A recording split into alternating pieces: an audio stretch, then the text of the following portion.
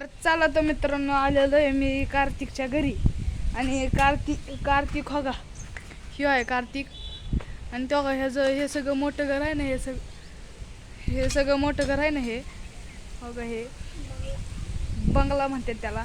ते सगळं हो का ह्याचं. आणि आपण आता त्याच्या वर जाऊन जरासा नजारा घेऊ. वर गेल्यावर तुम्हाला दाखवतो.